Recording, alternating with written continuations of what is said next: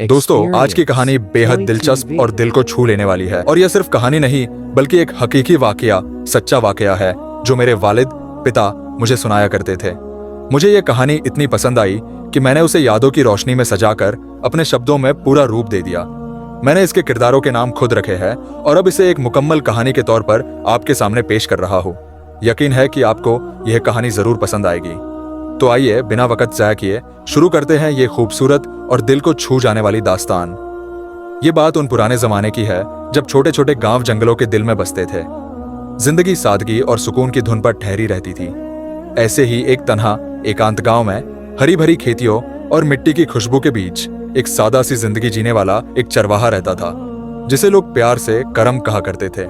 असल में उसका नाम करीम था, मगर उसकी नेकी, सादगी और अच्छे अखलाक चरित्र की वजह से लोग उसे करम कहकर पुकारते थे, यानी भला इंसान, रहमदिल शख्स।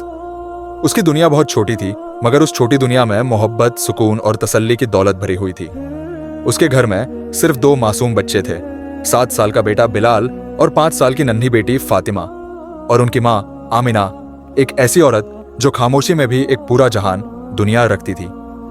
आमिना की आंखों में सब्र का समुंदर था और उसके हाथों में ऐसा जादू जो मामूली खाने को लजीज बना देता और एक कच्चे घर को जन्नत में बदल देता।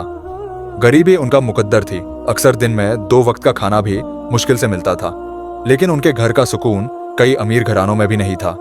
वो सब अपनी छोटी सी दुनिया में खुश थे, एक दूसरे का साथ, मोहब्बत और अल्लाह पर पूरा यकीन। करम की जिंदगी का हर दिन फज्र की नमाज से शुरू होता था। सुबह सुबह जब आसमान पर तारे टिमटिमा रहे होते और पूरब में हल्की लालिमा सुर्खी उभरती, तो करम उठकर वुजू करता, नमाज पढ़ता और अपने परिवार की सलामती की दुआ मांगता। फिर वो अपनी लकड़ी की लाठी छड़ी उठाता और खेतों की तरफ निकल जाता, जहां वो जमींदार रहीम साहब के लिए काम करता था। रहीम एक नेक दिल और रहमदिल इंसान थे। उनकी शान सिर्फ दौलत में नहीं बल्कि उनके दिल की सखावत, उदारता में थी। वो अमीर तो थे, मगर दूसरों के गम में शरीक रहना उनका असूल था। गरीबों की मदद करना, लोगों की खैरियत पूछना और हर इंसान के साथ बराबरी का सलूक करना, यही उनका तरीका था। उनके यहाँ कई मजदूर और किसान काम करते और रहीम साहब सबको उनका हक ईमानदारी से देते थे। उनकी मेहरबानी का असर यह था कि जो लोग उनके लिए काम करते उसे अपना घर समझकर पूरे दिल से मेहनत करते। हर हफ्ते के आखिर में वो सबको बुलाते, उनकी तनख्वाह देते और उनकी हालत पूछते। कभी किसी पर जुल्म नहीं किया। इसीलिए वो छोटा सा गांव भी उनकी वजह से खुशहाल था। लोग गरीब थे मगर दिल अमीर थे। करम भी उन्हीं मजदूरों में से एक था जो पूरे एहतमाम, जिम्मेदारी और सच्चाई से काम करता था। हमेशा उसके चेहरे पर हल्की सी मुस्कान रहती, जिसमें अल्लाह पर पूरा भरोसा और अंदर का सुकून झलकता था। वो अपने बच्चों और बीवी के साथ उस छोटे से घर में बहुत तसल्ली से रहता था। एक दिन सुबह का वक्त था। सूरज की सुनहरी किरणें जमीन पर बिखर रही थी और दरख्तों पर चिड़ियों की चहचहाहट गूंज रही थी। करम और बाकी चरवाहे गांव से दूर एक बड़े चारागाह, घास का मैदान की तरफ निकल पड़े। वो जगह बहुत खूबसूरत थी। हरे मैदान में दूर दूर तक घास फैली हुई और बीच से एक पतली नदी बहती थी जो गर्मियों में सूख कर कीचड़ में बदल जाती थी। आज भी नदी का पानी बहुत कम था, बस कीचड़ और दलदल। दिन भर जानवर घास चरते रहे। करम पेड़ की छाव में बैठा हवा की ठंडक और चिड़ियों की आवाजों में कुछ पल की राहत महसूस कर रहा था। जब सूरज पश्चिम में झुकने लगा, आसमान पर नारंगी रंग की परछाइयां फैल गईं और पूरे माहौल में एक अजीब सी खूबसूरती छा गई। तभी करम ने झुंड को गांव की तरफ मोड़ना शुरू किया ताकि अंधेरा होने से पहले सब घर पहुंच। रंग से भर गया था।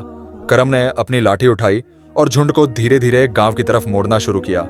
हर जानवर थका हुआ था, मगर रास्ते की ठंडी हवा और शाम की खामोशी सबके दिल को सुकून दे रही थी। जैसे ही वो नदी के किनारे पहुंचे, जहां पानी बहुत कम रह गया था और नीचे कीचड़ फैली हुई थी, एक भैंस अचानक फिसल गई और दलदल में धंसने लगी। करम ने देखा तो उसका दिल धक से रह गया। वो जानता था कि अगर वक्त रहते भैंस को ना निकाला गया तो वो पूरी तरह कीचड़ में समा जाएगी। वो तुरंत लाठी फेंक कर भागा और भैंस के पास पहुंचा। भैंस की आंखों में डर था और वो बेकरारी से छटपटा रही थी। हर बार जब वो निकलने की कोशिश करती, उसके पैर और गहरे धंस जाते। करम ने उसे ढाढ़स बंधाया।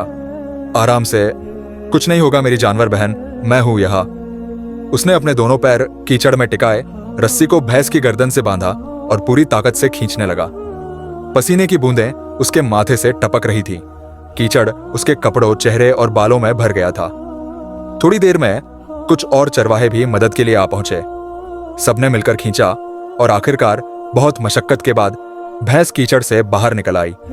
भैंस बाहर आते ही जोर से हाफी, फिर करम के पास आकर उसके हाथ को हल्के से छुआ, जैसे शुक्रिया कह रही हो। करम के चेहरे पर थकान के साथ एक सुकून भरी मुस्कान फैल गई। वो आसमान की तरफ देखकर बोला, शुक्र है या अल्लाह, तूने रहम किया। जब सब कुछ संभल गया तो शाम पूरी तरह ढल चुकी थी। अब अंधेरा धीरे धीरे जमीन पर उतर रहा था। करम ने झुंड को फिर से इकट्ठा किया और गांव की तरफ लौटने लगा। रास्ते में हवा में मिट्टी और घास की मिलीजुली खुशबू थी और झींगुरों की आवाजें सुनाई दे रही थी। थकान के बावजूद उसके दिल में एक अजीब सी तसल्ली थी, क्योंकि उसने एक जान बचाई थी। घर पहुंचा तो आमिना दरवाजे पर खड़ी थी। उसके चेहरे पर चिंता के साथ राहत भी थी। इतनी देर क्यों हो गई करम? उसने पूछा। उसके लहजे में मोहब्बत छुपी थी। करम मुस्कुराया। रास्ते में एक भैंस कीचड़ में फंस गई थी, उसे निकालना पड़ा। आमिना ने कहा, अल्लाह तुम्हें सवाब दे, तुम हमेशा किसी की मदद में ही लगे रहते हो। करम ने अपने बच्चों की तरफ देखा। बिलाल और फातिमा दोनों भागकर उसके गले लग गए। उस पल की थकान, सारी मुश्किलें जैसे मिट गईं। रात का खाना वही सादा था, थोड़ी रोटी, दाल और प्याज, मगर उस खाने में मोहब्बत का स्वाद था। खाने के बाद करम ने आसमान की तरफ देखा, तारों से भरा हुआ नीला आसमान, और उसके दिल में एक ही दुआ थी, या अल्लाह, बस यही सुकून हमेशा बना रहे। वो रात भी सुकून से गुजर